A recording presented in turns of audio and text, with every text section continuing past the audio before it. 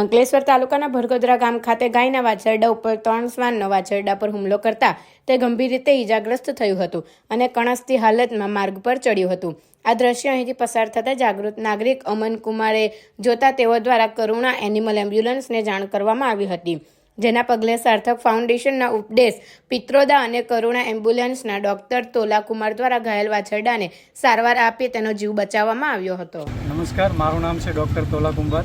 આજે સવારે 10 વાગે જેવો અમન કુમાર દ્વારા કોલ કરવામાં આવ્યો છે, ઇમરજન્સી કોલ 1962 પર।